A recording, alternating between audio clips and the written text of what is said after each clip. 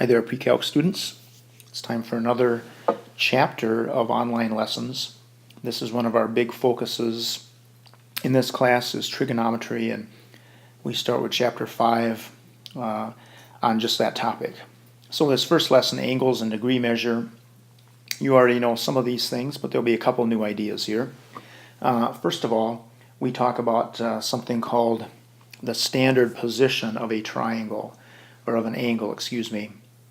And standard position basically means if we have a coordinate plane, an x and a y axis, the initial side is, as you can see there, the x-axis, the positive x-axis, and the terminal side is wherever the angle ends.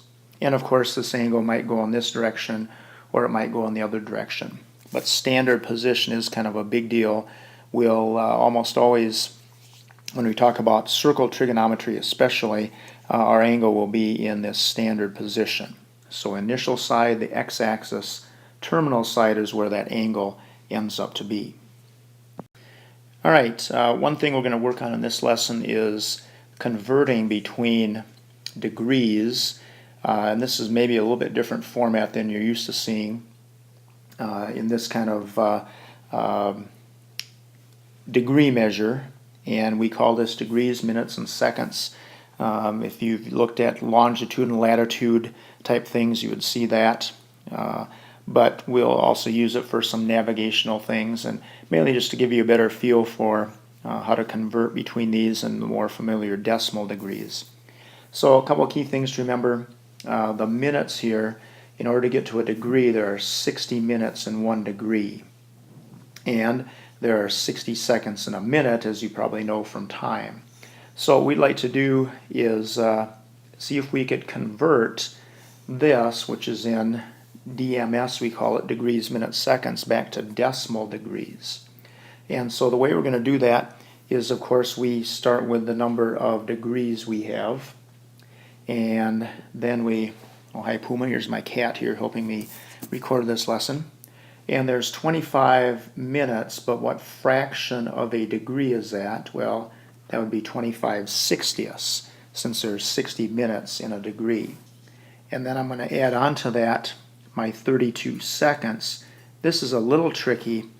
How many seconds are there in a degree? Well, not 120 or not another 60, but actually 60 times 60. So we get that little expression, and if I add that up, you can try this in your calculator, you get 42 I'm going to round this to the nearest thousandth place, 42.436 degrees. And when we get to class, I'll show you on the graphing calculator a real slick way to do this conversion. But this is how you do it by hand. And so we can go the other way then. How would I convert a decimal degree, 64.33 degrees, to degrees, minutes, seconds? Again, when we get to class, I'll show you a slick way on your calculator, but here's kind of a good way to think about it. I know it's going to be 64 degrees, so I don't have to worry about that. So then I'm going to take the 0.33 and I'm going to multiply that by 60. This is going to give me the number of minutes that I have. And sure enough, if I do that, I get 19.8. Well, I don't like decimals in the minutes part when I do it, so I'm going to take that leftover 0.8 and multiply it by 60 again. Because that 0.8 minutes, I'm going to multiply that by 60 to get the number of seconds. Notice I don't use 3600 in this case because I'm just looking for the seconds that I have, and that's just going to be a fraction of the minutes. And when I do that, certainly I get 48. So therefore my answer in degrees, minutes, and seconds would be 64 degrees, 19 minutes, and 48 seconds. Again, in class I'll show you a slick way to do this on your graphing calculator, but this is good to know. Alright, now we get to some of the more essential things, I think, and that's this whole notion of what's wrong, Puma? This whole notion of counterclockwise and clockwise angles. So counterclockwise as is illustrated on this diagram here, starting at that positive x-axis and going in this direction, that's always associated with positive angles. So, and then of course, clockwise would be negative angles. So, pretty easy examples here. The way we do these 5 revolutions counterclockwise, that would be a positive number, so 5 times 360, and that would equal 1800 degrees. That would be your angle measure. And the other one here, 3 revolutions clockwise, well, it's going to be 3 times, but then because it's clockwise, that's going to be a negative angle. So 3 times, not 180, but 360. So 3 times negative 360 would be negative 1080 degrees. So clockwise is negative, counterclockwise is positive. All right, and finally, not finally actually, but here's another idea called coterminal angles. Basically, these are angles that name the same, 2 or more different names for the same angle. Notice in this case, going in the counterclockwise direction of 120 degrees, that's actually the same angle as going in the clockwise direction of negative 240. So sometimes you can just visualize these pretty nicely, but here's the little formula for being able to figure out all kinds of coterminal angles. So if this alpha angle is your degree measure of the angle, then we can always use this little formula, alpha plus 360 times k. K is an integer.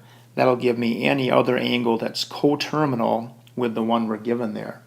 So just for instance, a quick example here, if I took 60 degrees, if that were my initial angle here, and I took plus 360, and I'll just put any integer in there for k, times 4, let's say, if you calculate this out, you would get 1,500 degrees.